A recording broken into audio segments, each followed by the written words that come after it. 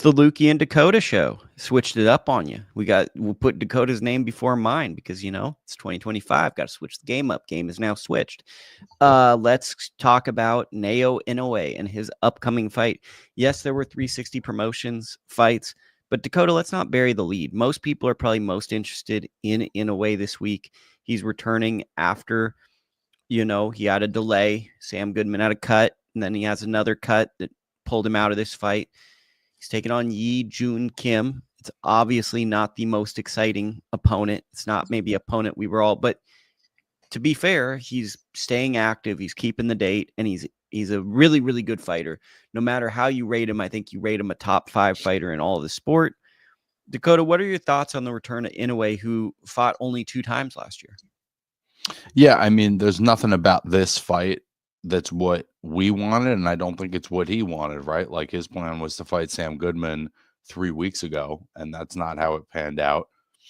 I say good on him for keeping the date and staying active, even if it's not against an opponent that, while there may be some local level of appeal, I don't even know if there is that. Are you aware if he's if Kim is some kind of local attraction at all? Is this a fight that gets the Japanese people enthused?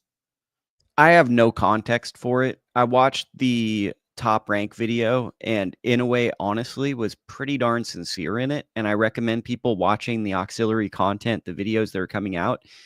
I'm not sure when it was made, so the way he was talking, it was a little ambiguous, which made me think he might have had some quotes for Sam Goodman that got edited out.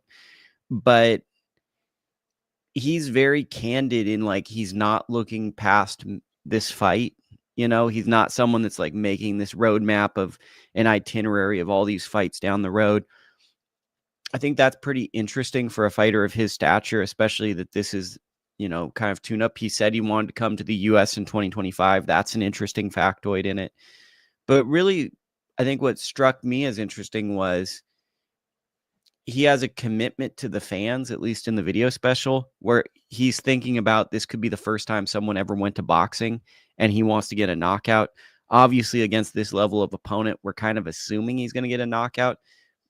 But at the same time, it's kind of refreshing hearing a star fighter go, I want to get a knockout, because there might be fans that have never come to a boxing match. I'll take that even one step further, right? If he didn't, it's not even just that we expect him to get a knockout. I think if he doesn't get a knockout over this kind of guy, it kind of plays into maybe some of what you've been concerned about with him in the last year and a half, where maybe he is slowing down a little bit. So if there's any value to that fight, I guess we have this expectation of what kind of performance he's going to have. And if he doesn't have that, it does kind of indicate where, what part of his career he's at. Well, I think it's not mutually exclusive, right? I think you can be slowing down and still be a great fighter. I think that he's been a world champion, Dakota, for 11 years straight. He won his first title in 2014. I think that a lot of people are forgetting that even the pandemic was 5 years ago. And it's Inoue is not he's a great fighter. He arguably never got the proper recognition during his prime because he's not an American-based fighter. That being said, all those things can be true, and you can still be a guy who's hitting your 30s in the lower weights, where we've never seen someone go into their mid-30s and keep that same momentum. Sure, maybe Rigondeaux, but even at that, I would say, by the time he was in his late 30s, he was starting to get bad decisions and whatever. Unimportant. Jesus was saying Sharp Gonzalez versus Inoue. Listen, bro, and I don't think that'd get the kind of public demand that it should, but that'd be a fun fight to watch. I think that there's a lot of interesting opponents for Inoue. That maybe some of the disappointment in this is that they're between 118 and featherweight. It's there are a lot of interesting guys for him to be getting in the ring with. So while I get that it's a last minute replacement, I do find it curious. It's why this guy, And I accept it, because I think that he tried to postpone a fight and keep an interesting opponent. And I think he's a guy that's really valued activity. If you look at his career, Sure. He's always stayed active. And I think that this was probably someone that was able to make it to the fight, that was willing.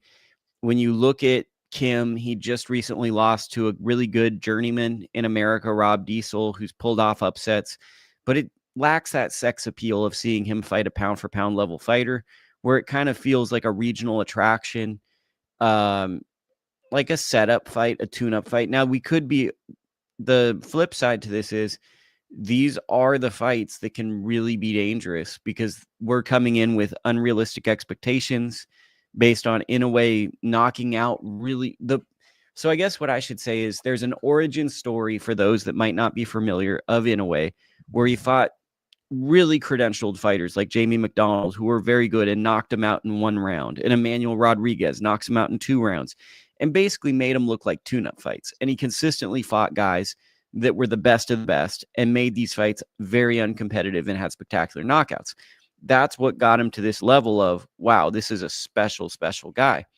So when he fights a fighter this caliber, there is a level of risk, because if he doesn't live up to that prior standard, there's going to be dissenting opinions. And this is, sure, I'm not going to say it's a trap fight, but there is a level of risk that the Sam Goodmans of the world don't offer, because even if he had a hard fight with Sam Goodman's an accomplished fighter with good pedigree. Kim is a good fighter, but his resume doesn't seem like a guy who should be contending against Inoue. And I think that's the intrigue to me, is TJ Dahoney, to a certain extent, kind of fit that bill and had a very competitive fight with him.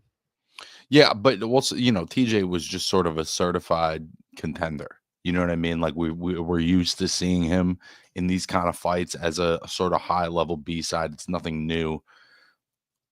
Like you said, none of us really particularly know who this guy is, and so we're sort of getting it as a chance to, watch Inoue live and sort of get like a progress report on where he's at.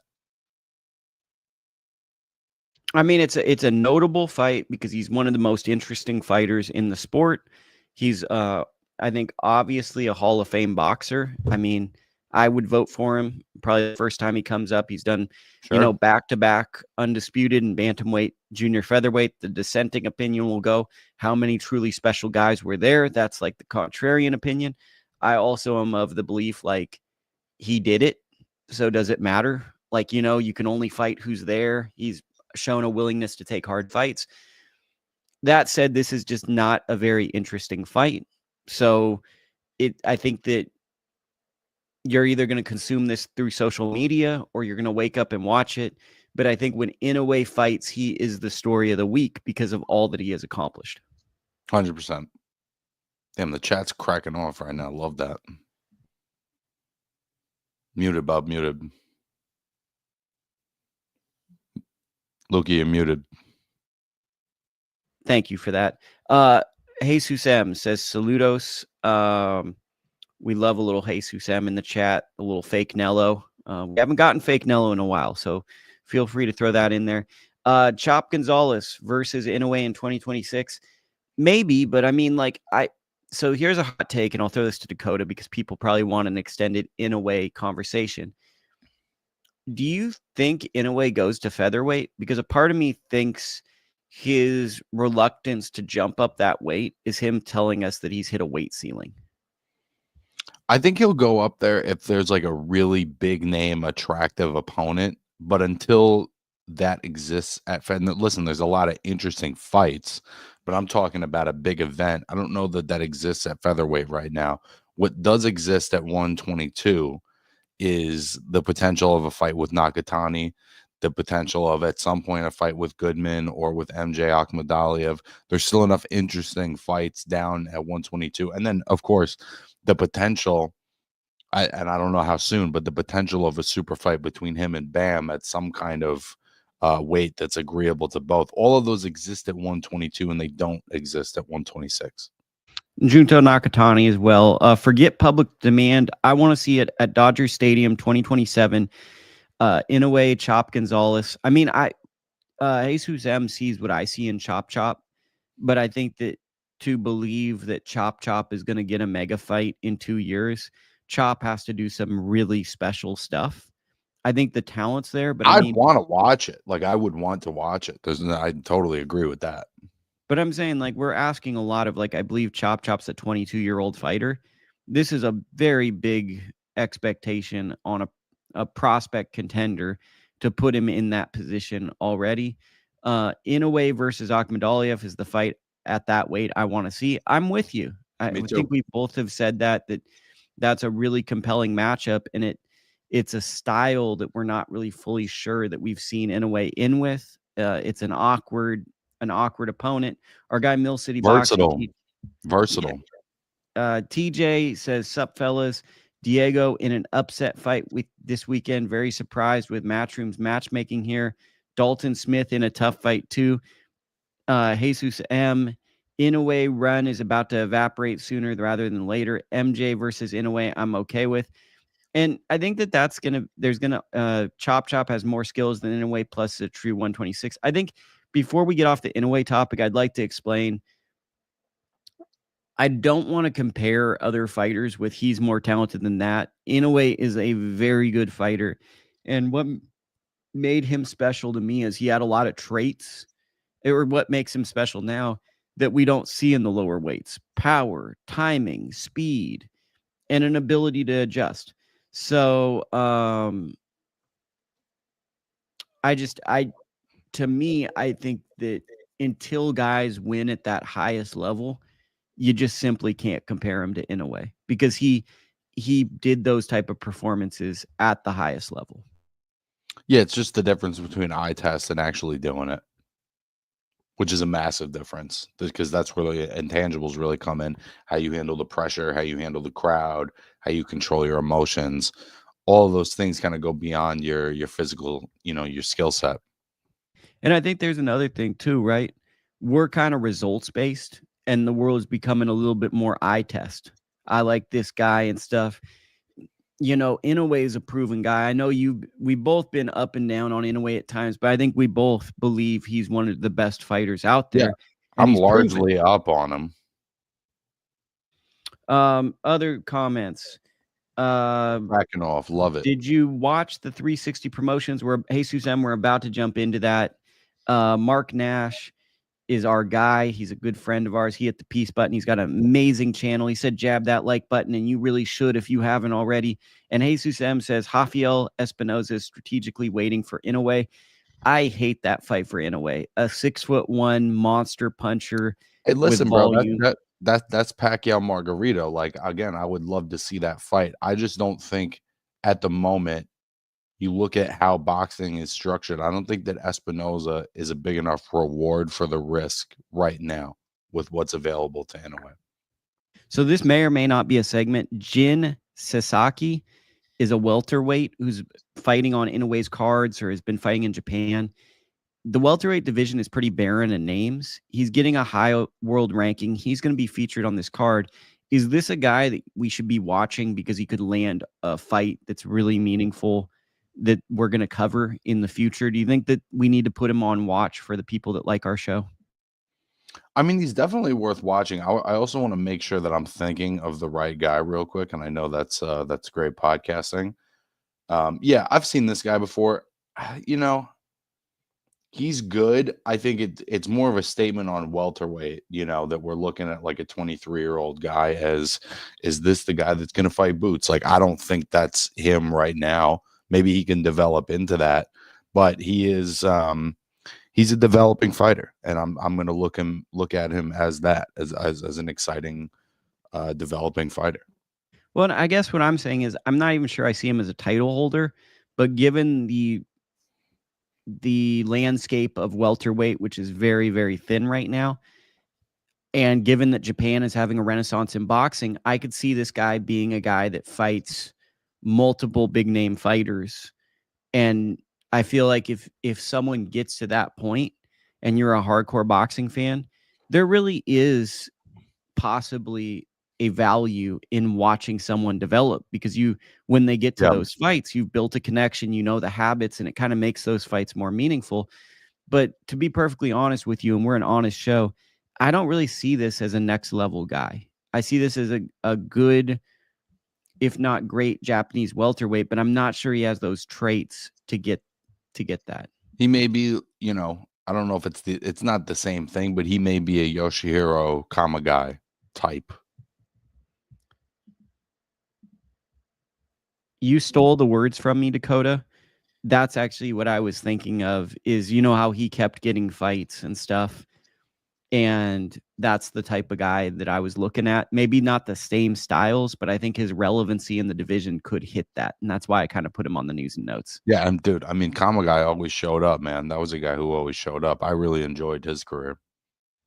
So I'm not sure if you heard the news, but if you were on social media, there was an alleged, there's like a rumor going around that Ryan Love Garcia. rumors, bro. I love a good rumor. Love a good rumor. Especially unfounded rumors. Those are the best kind. Yeah, just kind of dudes saying stuff. So the Ryan Garcia and Devin Haney are rumored to be fighting on the same card in New York, but not against each other, against different opponents. In typical boxing fashion, there's a lot of confusing steps that have to happen, and there is a fight already scheduled. So what's the worst that can happen? Ryan Garcia is alleged to be fighting Isaac Pitbull Cruz on this card, which is a fantastic fight if it happens. Albeit Isaac Cruz currently is matched up with Angel Fierro, who you and me have said that's a closer fight than I think most people are looking at. Not a gimme. Not a gimme. And there's a lot of Mexican pride on the line. And Fierro got that upset win over Alberto Machado. And no one remembers because it was like 4 or 5 years ago. But he was in a spot like Isaac Cruz was a while back. And Devin Haney is alleged to be fighting Jose Ramirez on this same card. What are your thoughts on a New York staged card with these two fighters taking on those type of names? Listen, bro, anytime there's big name boxing coming to my city, it does excite me. We don't get it, as often as we once did. So that's always exciting. I think that those are decent matchups for both guys. I'm a little, I guess I'm just sort of exhausted by the dynamic of them two. And I'm sort of excited for that to kind of have its conclusion or for them to go separate ways. But because this card's going to happen, they're not going to fight each other. And then they're, hopefully they're taking challenging fights, but hopefully they both win them. Then they'll fight each other. So it seems like we're going to get a prolonged sort of series version of the Haney-Garcia drama. I'm not sure how interested I am in that.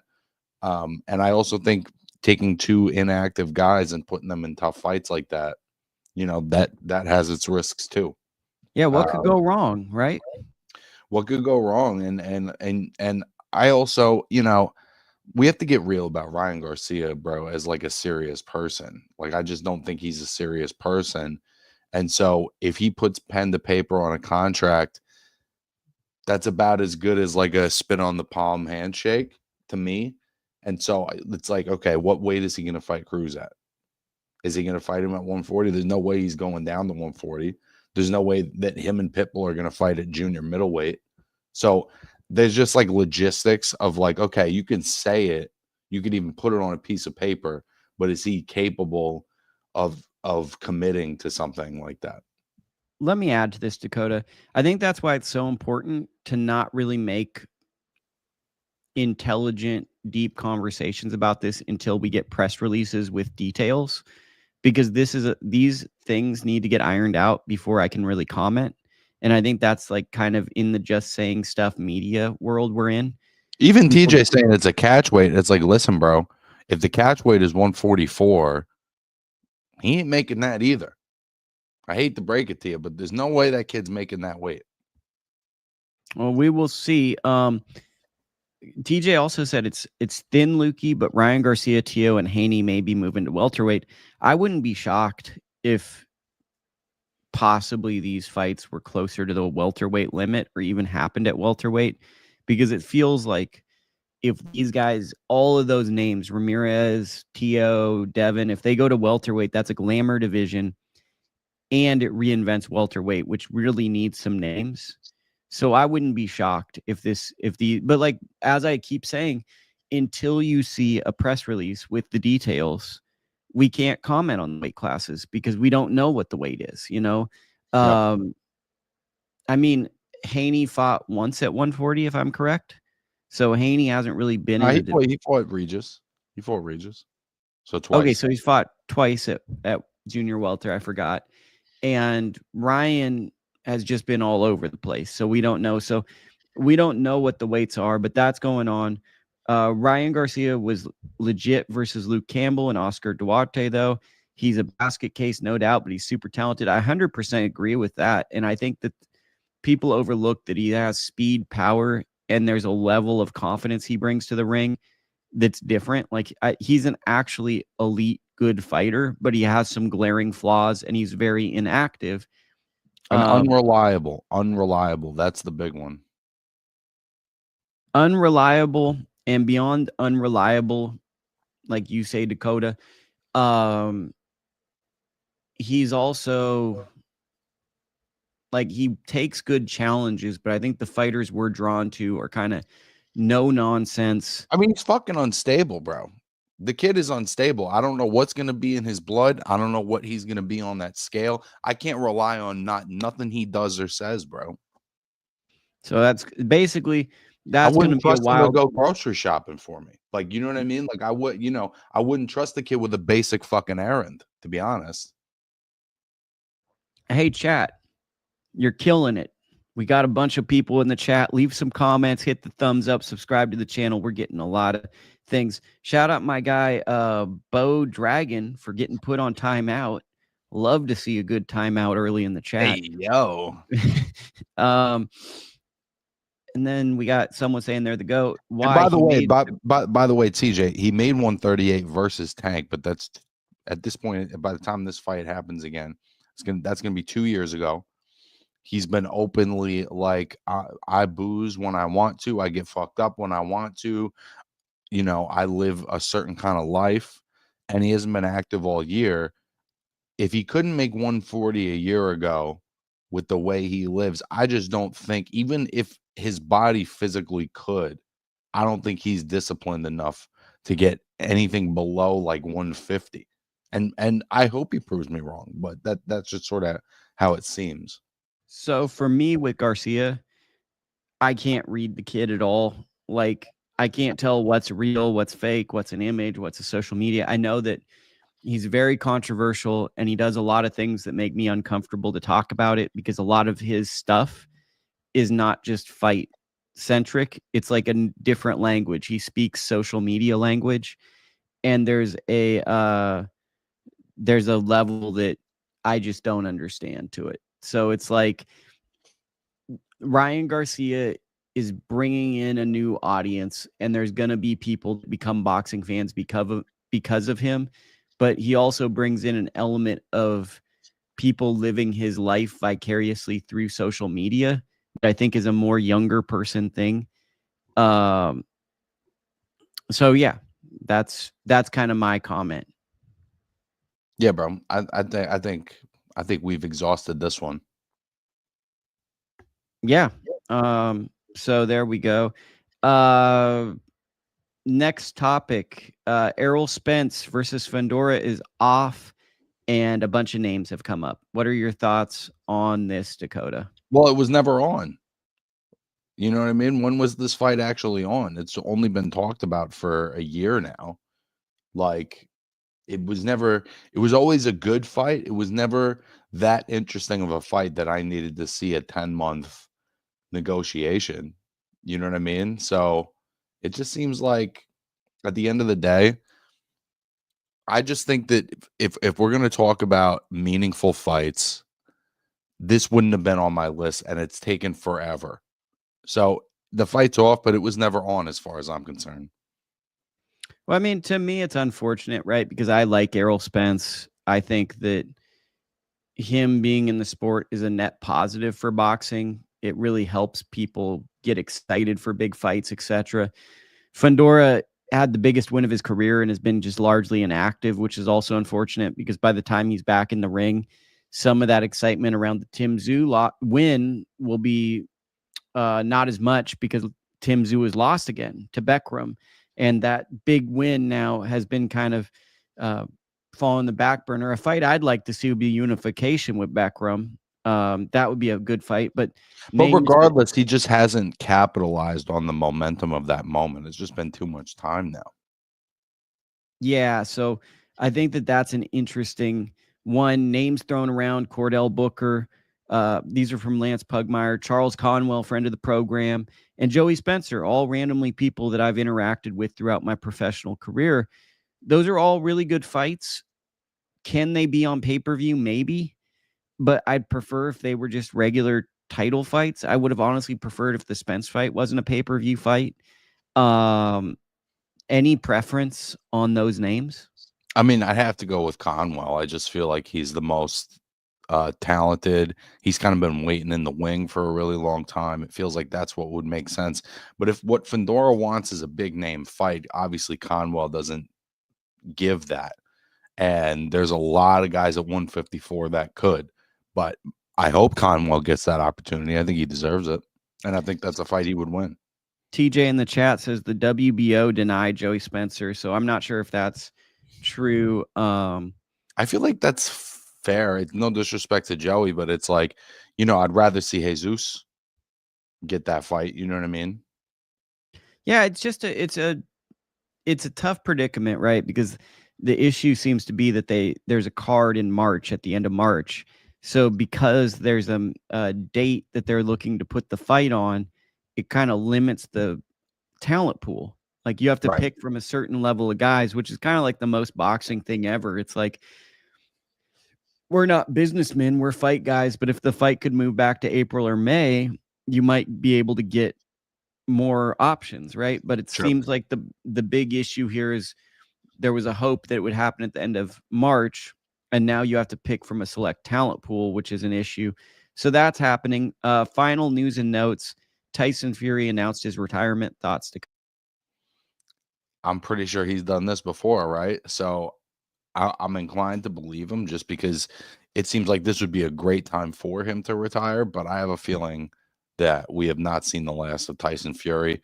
He could have a complete change of heart in 3 or 4 months, and we're right back in it. He's already done that before. So this could be like a Mayweather retirement. It could be a year, it could be 2 years. But I do have a feeling we'll see Tyson Fury back in the ring at some point. That's just what my gut tells me. Yeah, I don't know, man. My gut tells me he's done because it felt like that was such an emotional letdown losing that fight. And it just felt like I don't know if he can get the enthusiasm to train as hard as he did for that fight again. Because we know that, that's the thing. We know he's battled mental health, and that was just a major letdown for him. I think he felt like he beat Usyk, and he felt like it was a close fight, and he got denied the scores. I know he's retired in the past, but I think he's 35. He's been kind of trending the wrong way since the third Wilder fight. He's taken a lot of damage. Maybe I'm just being a contrarian, but I don't see him coming back. And you could be right, brother. I see him as also an unpredictable person where we've seen it over and over. He says one thing one day, he says the opposite the next. And I think he's a very emotion-based guy. And that day, that could have just been how he's feeling. But at the same time, bro, if he wants to call it now, what a hell of a career. Tremendous, all-time great heavyweight. And there would be no shame in calling it a day right here. Yeah. Final bit of news and notes: Regis Prograis, Oscar Duarte announced for February. It's a hell of a fight. We got to see what Regis has got left in the tank.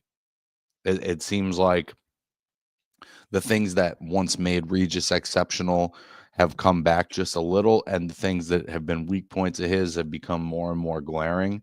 And we saw it against Catterall, we saw it against Devin. There's certain types of boxer mover styles that he's just inherently going to have a hard time with. I don't know. To me, this is still to some extent a 50-50 fight, but it is a lot about what Regis can still bring to the table. To me, I think this is possibly more in favor of Regis. It's banking on Regis has lost a step, but I think he might have lost a step with movers. I think if you stand in front of him, he can still punch, and he's tricky. and Duarte is not a mover. He's a strong No, guy who he's not. punches hard, and I think that this is a very competitive fight. I think But does he still have enough left in the tank to hang with the volume and the power of somebody like Duarte, who's, going to make it a physical fight? well, obviously the fight's being promoted by Golden Boy, and Duarte's with Golden Boy, so it's a calculated risk where, some people are thinking maybe he does, but at the same time, if Regis were to win this fight, hey, maybe Regis gets a fight with Golden Boy against another exciting name like a Jose Ramirez. So I feel like it's a calculated risk because both guys are kind of in this vulnerable but exciting main event guy spot. And by them fighting each other, you kind of get someone that could fight a Jose Ramirez or an Arnold Barbosa in the future. No, it's a great 50-50 fight. I kind of felt like the Catterall fight would have been a very logical time for Regis to call it a day, but he was also better in that fight than he was in his last couple performances. So I don't know what he still brings to the table. Lukey, Regis has been dropped in his last 3 fights. I feel bad for Regis in this one. He's done, says TJ. I guess maybe I just really believe in Aaron Navarro and Bobby Benton. I think they're real boxing guys. They're very serious guys. They have a lot of experience. And I know that they have Regis's best interests at heart. So if they're willing to let him take a fight, I know that he's got a little bit left. And that's why I think that the fight's more competitive, because I just know them from talking with them. And to me, they're the type of people that aren't going to be like, okay, let's take this fight. They're only going to take a fight, I think, if they believe they can win. Yeah. And Duarte is defensively vulnerable enough that maybe they feel like, hey, we still got fast hands. We still got some things that, we bring to the table. It's a fight of the year type fight, to be honest with you. It's the type where I could see both guys hitting the deck and it being in the running as one of the better fights of the year. Sure. Okay, let's go to the 360 promotions card for Jesus M, who we really hope is still in the chat. Our guy Omar Trinidad beats Mike Plania. I was not on coverage this week, but I did watch the fight. I'm not sure if Dakota got a chance to see it, but Trinidad looks like he's a really good LA fighter with limited amateur experience, who's now won 18 straight fights after getting a draw to start his career. And what's most interesting to me about Trinidad is he kind of reminds me of fighters like Daniel Roman and Arnold Barbosa, where they're like this blue-collar, hardworking LA fighter who are just grinding and grinding and grinding, and they might be getting overlooked, but the overlooked nature to their career is motivating him. And currently, I believe he's number 2 in the IBF, so they're probably targeting an IBF title, but he's nearing a point in a division that's kind of rebuilding to get a title shot. So I think I wouldn't be surprised if Trinidad is in a title eliminator for his next fight, but I'm not sure you caught this. To me, I liked his performance because he's a guy that's had a lot of knockouts, landed a lot of power shots. I'm kind of assuming you didn't watch it, so I watched it. Oh, you did? Okay, well then I'll shut up and let you talk. I mean, what I really like about him is just how he maintains his distance. He doesn't let you get inside that bubble very often. He keeps that jab out there. All of his punches, he gets his full extension on. When Plania would kind of break that bubble, he'd catch him with that check hook. I just like how he maintains his range and his distance and the consistency with how he goes about his business. He doesn't wind up on anything big. I hadn't seen him up until this point, but I was very impressed, not just with his technical ability, but with like his demeanor. Because Plania is a kind of explosive guy. He's got pretty fast hands and would occasionally, break inside that range. And then, Trinidad would just kind of smother. He had good defense. I liked what I saw. I think the other thing, like you hit it on the head, the talent's there with Trinidad, but the temperament is what could make him a champion. Yeah. It's like he has the intangibles. And I think the thing about him is if you watched him 2 years ago to now, he's such a better fighter. So he's actually growing and getting better than a lot of, I think, world champions. And that's his greatest trait, is that he's consistently improving and showing that he's getting better. I love this performance for him because this is what you need to fight champions. You need to go solid rounds. You need to have a veteran type presence. And I thought it was a very professional performance. I thought he has been a guy that's been kind of a party pooper before.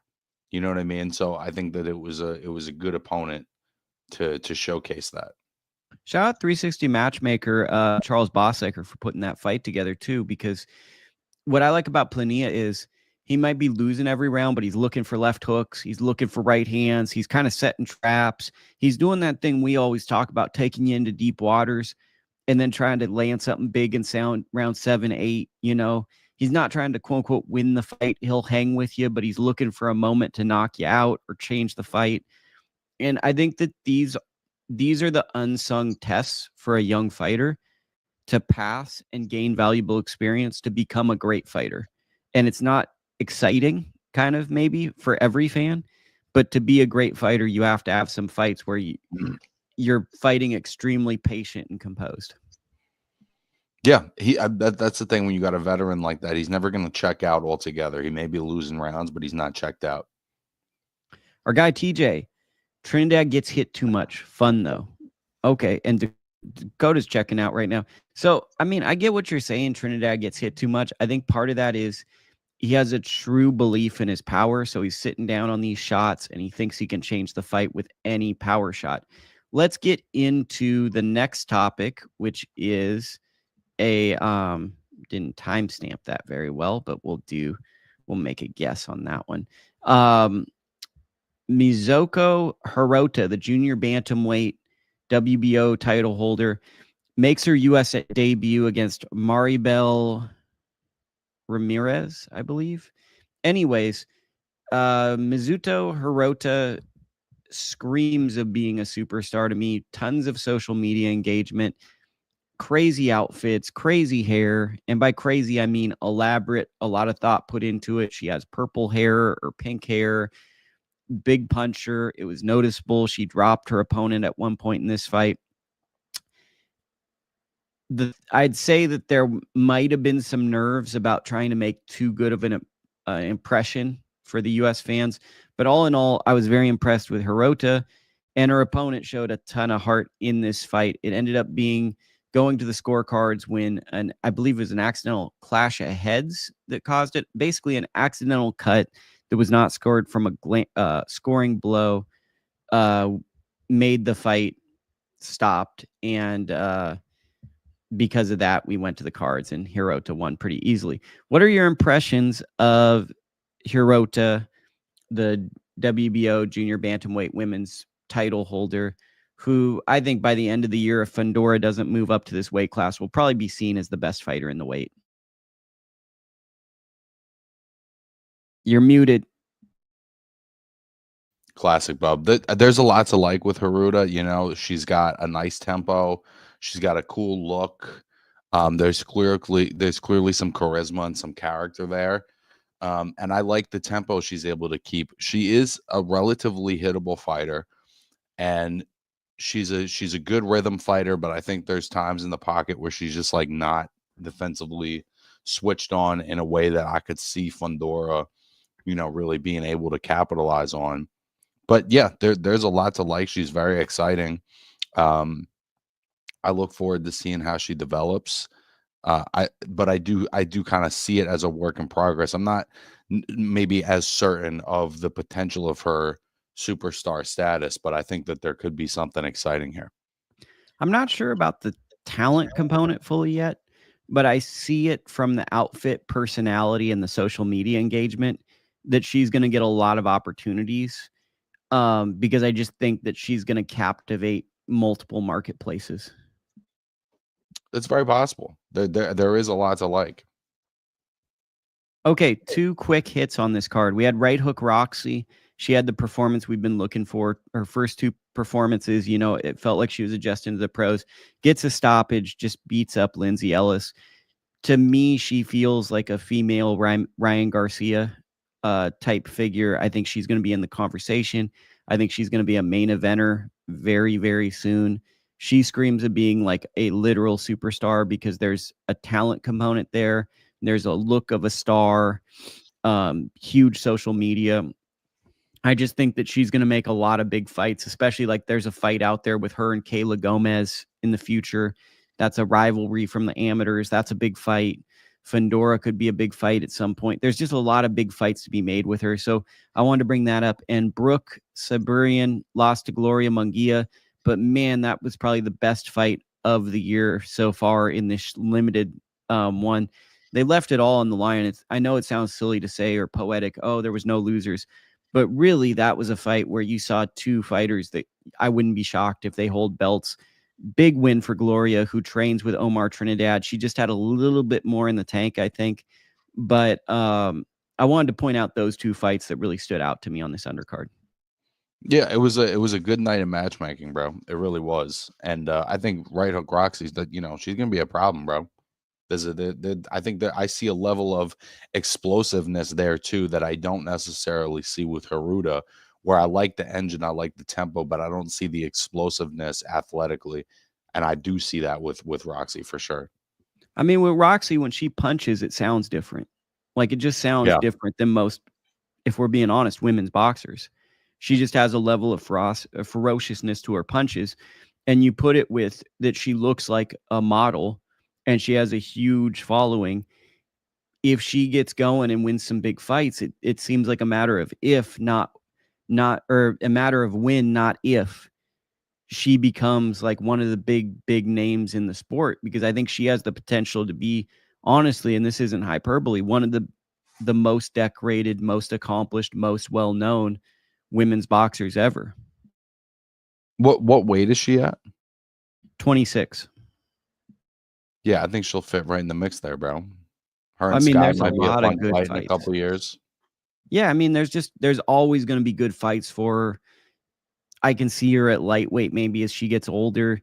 It's very hard to believe she's not going to turn into a main event fighter and have a huge follow. She's already got a big following in LA, and this is her third fight with some relevancy. Like, I see the same thing I saw with Ryan Garcia, but she's seen Ryan Garcia do it. She's got the knockouts. She's got the look. She's got the social media engagement. Her mom's been a boxing coach for a long time. She basically has the total package. And now she has a promoter that has a history of building fighters great and keeping them active. I just think it's a no-brainer that she's going to go to the next level. Total package. I also think that her and Guadalupe Medina, who was there at the card, I think that at some point you're going to see Right Hook Roxy and Lupe Medina co-main event in the LA area. I think that you're going to see at certain points those two becoming big LA fighters, and people aren't quite aware of that yet. Yeah, I look forward to seeing how she develops, bro. Yeah. Also, one little quick hitter, Kevin Anton was on the undercard. He's a 6'3" fighter, really a good fighter. So a guy to keep your eyes on. He fought Cameron Creel, a veteran journeyman fighter, really, really interesting fighter. So if you're a big undercard, deep cuts person, that's a guy to keep a name on. Let's keep this show moving. Diego Pacheco takes on Steven Nelson. It's from I don't want to say it wrong, so I could have guessed two venues. That's not right, but it's on DAZN Saturday. What are your initial feelings of this fight? I think it's the first kind of 50-50 fight that Pacheco's been in. I'm not saying it is actually a 50-50, but it has the feel of kind of a 60-40 where I really like Steve Nelson, bro. He has not been that active in the last 5 years or so, but when I get to see him, I'm always really impressed with his hand speed, with his IQ. There's just a lot to like. And I think that if Pacheco's not 100% on his A game, that this is a fight that he could lose, bro. This is definitely a fight that he could lose. And it's another guy, there's been good opponents, right? McCallman's a good opponent. Selesky's a good opponent. I can't accuse Diego of not trying to take challenging fights as a young contender. But this to me feels like one where they are really meeting on even terms outside of Nelson's age, but it also feels like Nelson kind of falls into the category of age is less of a number and more of a meter in boxing. Well, I think in Nelson's defense, I've never thought of him as a volume guy. Even when he was younger, he fought like an old man as a compliment. He's a guy that picks his shots, hits to the body. He's not a guy that I thought of like exploited his youth as a young fighter. He's always been kind of veteran poise. Interesting seeing some of the the guys Nelson sparring, like Jamar Talley, a really good amateur who's turning pro, really good guys. I think this is a 50-50 fight. I've been impressed with the development of Diego Pacheco. I was impressed with him beating Sean McCallum, which I thought was a 50-50 type fight. I think for a young fighter, it's impressive that Diego is pursuing these type of fights because he doesn't have to. And for Steven Nelson, I think there's a lot of pressure for him to kind of live up to the expectation of how good of a fighter he is. For me, this fight has a little bit of that Mendoza-Fundora feel, where does Nelson land the big shot? Because I think the younger Diego Pacheco is going to outwork Nelson at times, being technical, younger. But there's going to be moments where, especially with Diego, I like Diego, I'm big high on him, but he gets hit with right hands. And that's the concern, is if Nelson lands a right hand, does this fight dramatically change? I do think that there's potential that Nelson is able to push him in ways that he hasn't been pushed yet. And I think even if it's just pushed mentally in terms of having to get into his bag of tactics, because Nelson will have answers to some of the things that Diego does. I personally do see it as more of a 50-50 fight, because I feel like there's also the factor of, for Nelson, it's a now or never. I think he's 37 years old. And so, a loss here, even a close loss, I think would put him in a tough spot, because it would just make him high risk, low reward. So there's definitely more on the line for Nelson in terms of what kind of time he's got to play with. I also think that there's a mentality with the Benavidez team that I absolutely love. So it's like, you look at David Benavidez, he's taken on David Morrell. You look at Diego Pacheco, he's taking on basically a level opponent. Steven Nelson called him out on a Matchroom Instagram post. It sounds filthy saying that, but he's taking on a guy that called him out, that thought he could beat him. I'm liking the mentality coming from that camp, where they're basically saying, we're the bullies. Like, we're the tough guys. You call us out, we're taking it. We're not running. I think that's infectious. And I think that really, really helps going into fights, knowing that like a guy like Pacheco or a guy like Benavidez, they're actively pursuing interesting fights. And I'm not saying that weighs on Steven Nelson, but I think there is a level when you're the B-side fighter that there's going to be some mental hurdles to get through. But when I talked to Steven Nelson, he brought up the fact that he suffered an injury and people doubted that he'd ever fight again. So that gave him the experience to be in this position. So I thought that was an interesting thing. So I really think experience is going to be the X factor here. I'm not sure if it's life experience giving Nelson the edge, or experience fighting often with Diego Pacheco, the younger man.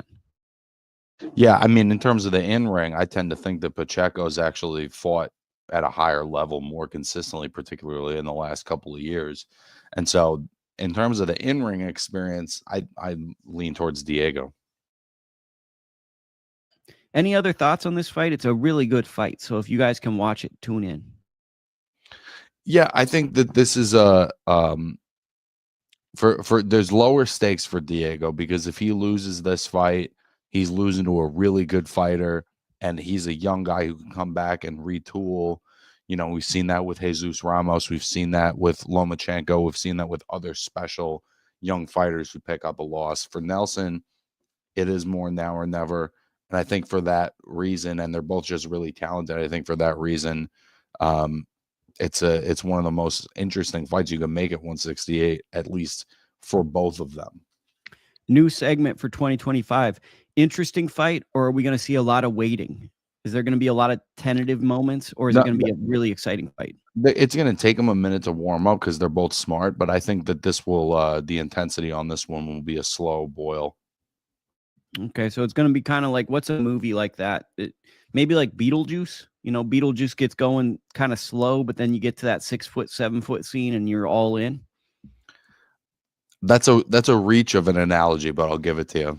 You'll give it to me. Well, I'm trying to think of one that's like got what's a great start to a movie, and then, or a bad start, but then ends really well. I don't know. You might want to sit on that one for a bit. Might want to sit on that. I'm trying to think. I'm going to give it. Let me think. What's a great ending to a movie? Because I'm kind of thinking LA Confidential might be there. Like, LA Confidential starts really slow. It's all over the place. And then you have an amazing, like a legendary shootout scene at the end with the bad guy. Just watched Who Framed Roger Rabbit, but that started out pretty strong. You know, that starts out kind of like with a cartoon and a smoking baby. Love that. So Andy Cruz is taken on Omar Salcido. You might know Salcido if you watch Pro Box TV. And if you watch Pro Box TV, why wouldn't you if you're a boxing fan? Because they're basically making the best fights possible, I think. And that's my opinion. And I don't really care if you don't agree with me. What do you think of this? I know you and me are big Andy Cruz guys. He's one of my favorite fighters. Salcedo just beat Chris Colbert. Dakota, give us your analysis. Well, Andy Cruz and Chris Colbert are two completely different things. That's a great win for Salcido, and he was, you know, impressive in that. But I think in Andy Cruz, it's one of those longer amateur careers where he's coming into the pros as a finished product. We saw him have, you know, a rougher moment against Moran and be able to respond how you want to see a guy respond. To me, Andy Cruz is the total package. I think that he's going to be a tough out for anybody at this weight class. And as much as I like Salcido, I just think that, you know, Andy Cruz should win handily. I just think what Andy Cruz does, he does it so well that I think people are underrating how good he is. I think he's a top 5, top 10 lightweight already with 4 fights. I think everyone's waiting to say the word exposed. He's being compared to guys with 20 fights. So when he has like a rough round, people are way too eager to go, oh, see, I told you he's not good. His last fight, fighting a tough veteran opponent and breaking him down and stopping him, that was pretty impressive to me. And I heard a lot of people saying the word exposed. Did he expose greatness? Because I didn't see That's what I'm saying too, though. But people are saying that about Abdullah Mason for getting dropped for 2 times in the first round. If a young fighter with a lot of promise has any sort of resistance in a fight, people call that getting exposed. We know that's not true, but that's just the nature of it. Because to me, what's so difficult about Andy Cruz is if he catches his rhythm, you just can't break it. So yeah, and that rhythm could be anything, bro. It could be coming forward. It could be boxing on the back foot. He could find whatever rhythm is necessary to win the fight. That's what's so dangerous about him. And I remember feeling similarly about Robeisy early in his career. But what we haven't seen with Robeisy the way we have with Andy is the mid-fight switch up. It's like Robeisy kind of comes in to each fight with a thing that he's doing. And I see this guy as a little bit more adaptable. I think with Robeisy, he fell in love with his power. And then when he fell in love with his power, he was unable to make adjustments mid-fight because he always was looking for the knockout, probably hearing the criticism of Cuban fighters, they're boring, etc. So he started getting exciting finishes and wanted to do that. But by doing that, I think he fell into being able to not adjust in fights. Whereas Andy Cruz, what's impressive is he's making adjustments and he can win boring. He can win exciting. He can come forward. He can go back. And that's what makes him so good. He's also, you know, from the time he went pro, is fighting fringe contenders. And even Robeisy had a more traditional, fast-tracked, but a more traditional sort of start to his career. Whereas Andy Cruz is already, you know, he's taking guys that are probably ranked in the top 40 of a sanctioning body. So I want to give this troll credit because this is actually funny. Someone made an account called Spamosaurus, which I love. He said, I'm glad to see some hat-free content. So I'm pretty happy that if you're going to do some spam content, let's keep it in that lane because I'm all for that. TJ said Pro Box TV is top notch. My guy Anthony Champ Ross says, sup, Lukey. He also looks like Kelly Pavlik. Love to see it. Andy Cruz keeps fighting the same style opponents. Well, I get it, but I also think maybe to push back on you, TJ, maybe that one style of opponent is the only type of opponent that's saying yes to fighting Andy Cruz. What's he, 5-0? I mean, he's 3-0. Right. I mean, we're so early in the game here. It's like he's creating different expectations because of how fast he's moving. But I agree with you. There's still things we don't know about him. You know, I don't expect to know everything about a guy 5 fights in. What I do know is he beat Keyshawn Davis in the amateurs, and I'm looking forward to seeing how it unfolds. And he's calling him out as a pro. He's already like, I'll fight you next. I'm trying to see that fight, bro. No, it's a compelling matchup. And next fight, we're going to talk about Ernesto Tito Mercado taking on Jose Pedraza. Pedraza, got stopped recently by Keyshawn Davis. I'm not sure if he's come back. Chat's asking if Cruz is 29. I'm going to get to that, but I'm going to throw it to you. He's 30. He's 30. Tito Mercado versus Jose Pedraza. What are your thoughts on this matchup? What do you expect, etc.? I got to tell you, Luki, I don't know enough about Mercado.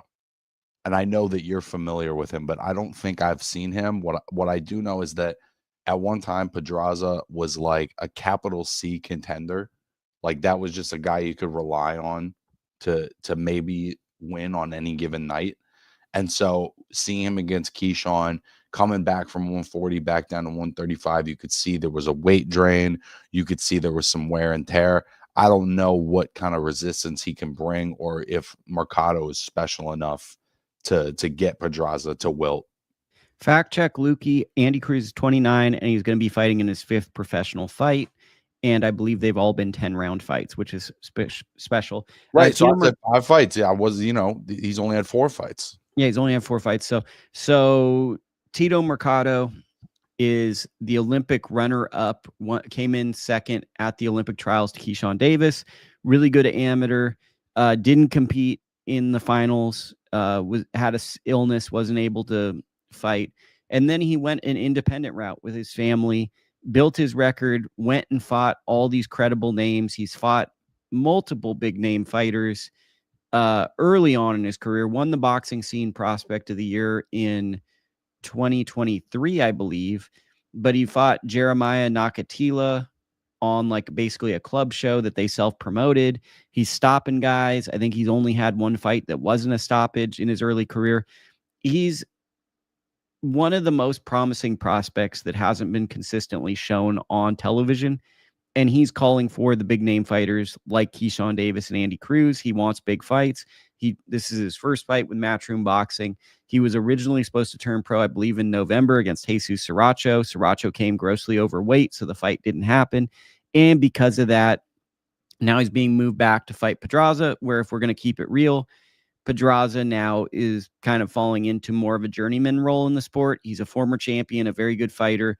But as TJ said, Pedraza's getting passed around. Hate to see it. The same with Antonio Miran being at 140.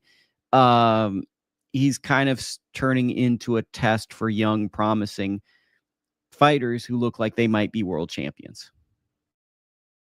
Which is a little unfortunate because at one time he was truly like a world-class guy who took the absolute best of his era and went 12 rounds with them and pushed them to their limit. And, it's unfortunate to see that. I mean, Pedraza's 0-3-1 in his last 4 fights. He lost to Jose Ramirez, had a draw with Richard Comey in a fight that was truly terrible. Lost to Arnold Barbosa and then was stopped by Keyshawn Davis.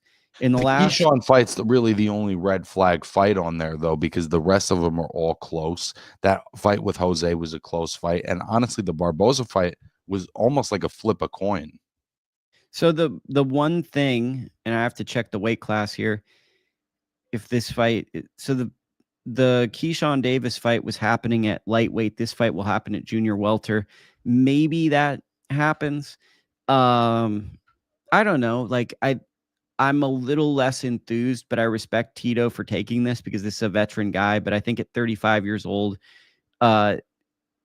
it's not as tricky a fight, but it's definitely a professional performance. And I think that what Tito is going to try to go out and do is, I'm going to look better than Keyshawn Davis because he's been calling Keyshawn out, and I think he wants to make a statement. Well, and I would guess too, Keyshawn already getting into a title fight with Baranchik.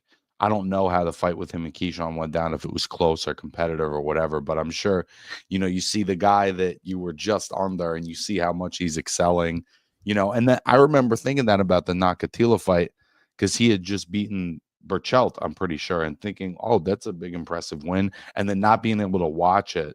So I think Mercado, even for a guy like me, there's been an issue of access.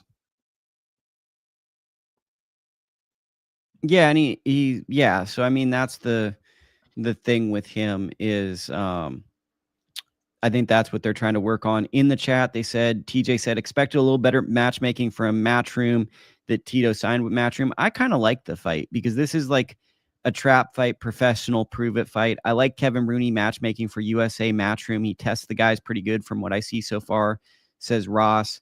I typically do, but Tito is a negative 2,000 favorite right now, says a lot. I mean, I think those odds are off. I think this And is a I have no idea what that means. means he's a healthy favorite. Then why don't you put plus? Well, that's not how they do it, my dear friend.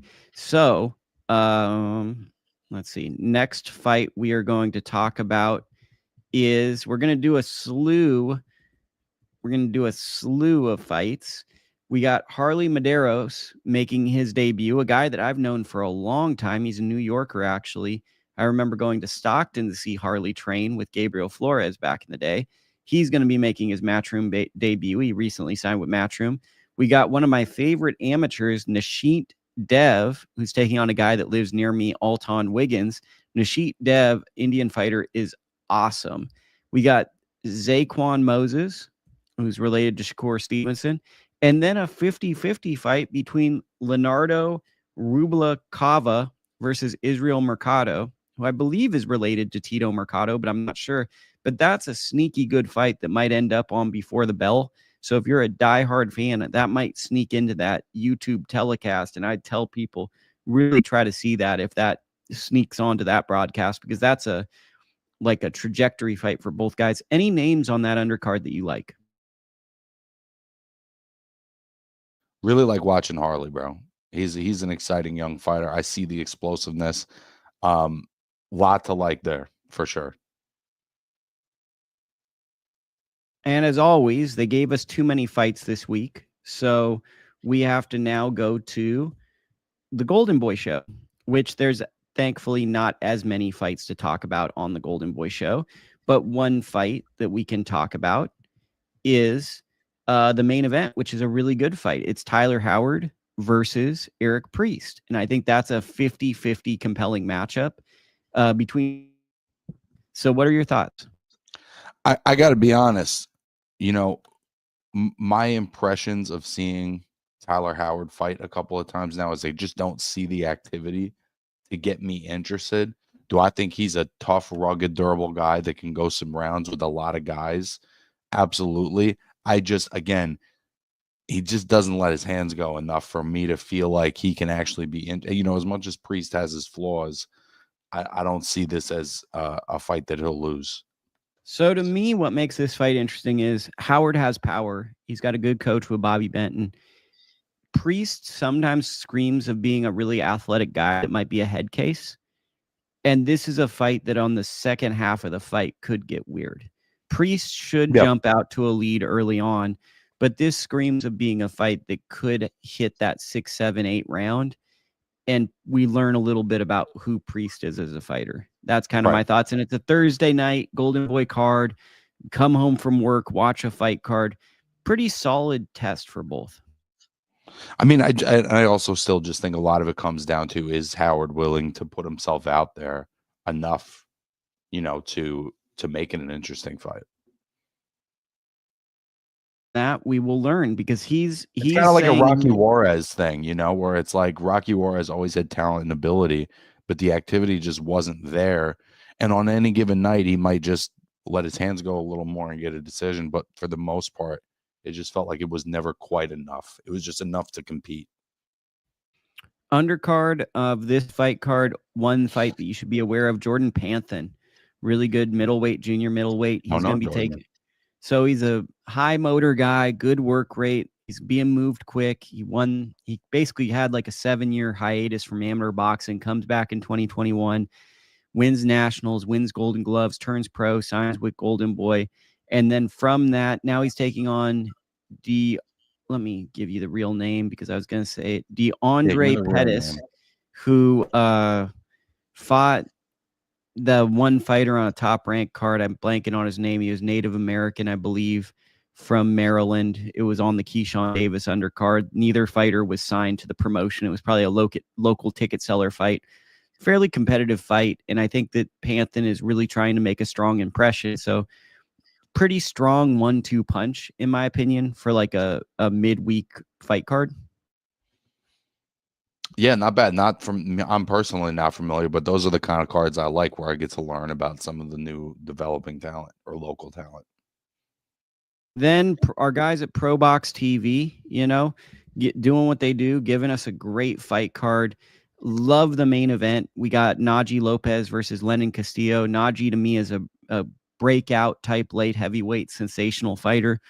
And Lenin Castillo has been in there with guys like Dimitri Bivol and Callum Smith. I haven't seen him though since he got laid the fuck out, bro. I mean, have you seen him since that? Yeah, he had a good fight with Juan Carrello on Salcido Promotions, Big Time Boxing in Puerto Rico. He won rounds, and he's still a tricky veteran. So he proved that after being knocked out that he's still capable of giving you a hard fight. So to me, this is an interesting fight because Najee shows a ton of potential, but he's also had some red flags early in his career. He had that majority decision fight. He got dropped in one fight being overeager. And this is his first kind of world-class opponent. It might not be like the highest level, but this is a guy. So I think this is interesting because I expect Najee to be a world champion. I like him a lot too, bro. And I used to really enjoy watching Castillo fight. He lost mostly close decisions to top level guys. That knockout to Callum Smith, though, is one of the worst knockouts I've ever seen that I can remember. And it's just hard for me to imagine that, he could have been the same guy after that. And if he is, that's pretty incredible. So that's going to be happening this week. I highly recommend people tune into that because ProBox TV, there's always bangers. Undercard action, I'm just going to read you the names, and if you feel anything, let me know. Darrell Valsaint Blast, a great Olympian who I really enjoy watching. He'll be featured on the undercard. Jeremiah Milton sparred everybody and did a video with Lukey in 2019 when he was in the Olympic trials. Go back and watch that one. Benjamin Johnson and Jordan Roach both train with Lamont Roach Sr., who is the father of Lamont Roach Jr. They're on the undercard. I love Jordan Roach and I love Ben Johnson. They're really, really fun fighters. Any of those names stand out to you? Looking forward to seeing Jordan Roach back in action for sure. The marathon continues, right? Too bad we're not getting sponsored by a company called Marathon. Dalton Smith is in action against Waleed Uziza. That is also happening on Saturday. It's promoted by Matchroom, but it'll be in the UK. Are all these Saturday? Pro Box is Friday, and Golden Boy is Thursday. We got to start doing them in chronological. Well, which I guess is what we're doing. I was doing them by merit of people's interest, but next week I guess we'll just do it in order. I thought that we should just do it based on like people caring. But let's see. So what are your thoughts on Dalton Smith? I'm a big Dalton Smith guy. I am surprised to not see him build on the momentum of that Zepeda win more. It felt like that was a moment where it's like, all right, this guy is now arriving onto the world level, and it feels like they're dialing it back, or they're just unable to get, another top guy to get in the ring. But it seems like him and Jack Catterall would be a huge seller over there. So I don't know. I'm not sure I understand what direction they're going because, again, it felt like the Zepeda fight was his moment, the same way, Fundora beating Tim Tszyu. He just hasn't quite built on that, I want to take time and say thanks, Mick, for watching from Australia. We appreciate you, man. We're a global show because of you. Don't sleep on this. TJ said this to us. Waleed's a really good fighter. He's been going to France and pulling off upsets. He went to Spain. He's been going on the road and pulling off upsets. I'm looking back to see his loss came in 2018 and 2017. So he basically is an undefeated fighter for a long period of time, coming in with a lot of confidence. And there's not a lot of upside to fighting a guy like this. So credit to Dalton Smith for taking this. But I think that this is actually going to be a lot better fight than people are anticipating. And that may be. I just think that they, in terms of in terms of catapulting him to a world level, this is probably higher risk, lower reward than some of the fights, he could have gotten using that Zepeda fight as a jumping off point. Hashtag just saying stuff, but it feels like maybe personal stuff or an injury or something probably derailed him, because I don't really understand why he wouldn't have taken more than one fight last year. And the Zepeda fight was nearly a year ago. So it's like He even just didn't get forgot. hit that much.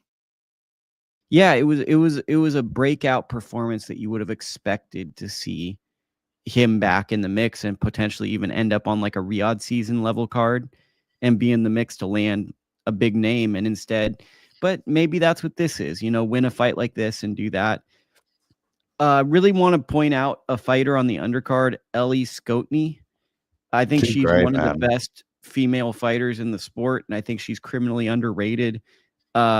She's taking on an Australian fighter. Shout out our guy Mick Miyamoto. I just think Ella Skotny is like a top 5, top 10 pound for pound women's boxer. And because she does everything the right way, nobody's like campaigning for her and saying she's the best, professional, shows up, behaves like a real pro athlete. And because of that, she basically gets overlooked. No, she's tremendous, bro. She's tremendous. I think she also, to some extent, suffers from, sometimes you just need that interesting dance partner to get people's attention. I'm not sure that she's had that yet. And the very last fight we will preview on this marathon show is Omar Chavez, who's the son, I believe, of Julio Cesar Chavez Sr., is taking on former Mexican Olympian Misael Rodriguez. So this one's on ESPN Plus, and I think it could be actually a really interesting fight. I haven't seen Omar Chavez fight in so long, bro. I have no sense of what he's bringing. I mean, to be honest, I haven't seen either of these guys fight in a long time. Like Misael Rodriguez, I think outside of, like, was it PBC cards in 2018? I don't really remember seeing him that often. So I think it's just like a kind of an interesting bragging rights in Mexico type fight. And it could be like a really good environment. And you never know. This could be one of those guys with a lot of pride and ego on the line, and it turns into a good fight. So that's just my thoughts. Yeah, could be a fun one. Just to respond to our guy, Mick Lloyd, before the show is over. Sorry I'm late. Any news on the Tim Zhu family? We don't have any news. Dakota, do you have any news on the Zhu family? No. Guys, who only fights once a year, something is up. A lot of fighters, especially in America, seem to only fight once a year. Our guys. Our guys, basically, and that's why the sport has moved away. Dakota, congratulations. You finished the marathon podcast. We will be back next week with probably not as long of a podcast, but it's going to be an interesting one because we're going to be breaking down David Benavidez versus David Morrell. Really an exciting fight, which is probably the most meaningful. We shouldn't say that because Diego Pacheco versus Steven Nelson's a very meaningful fight, so we can't say that. But Dakota, where can people follow you, support you, and all that stuff? I will be less hesitant in saying that it's the most meaningful fight of the year so far. You can always find me on the Lukey Boxing Show at ITR Boxing and the Slip and Weave podcast on YouTube and Instagram. And this week we'll have an interview coming out with our guy John Pullman. I think you guys will really enjoy that, so check that out. Perfect. Love to see it. I like that Lukia muted himself for the last line. Oh, we will see you guys next week. Thank you. Take care, guys.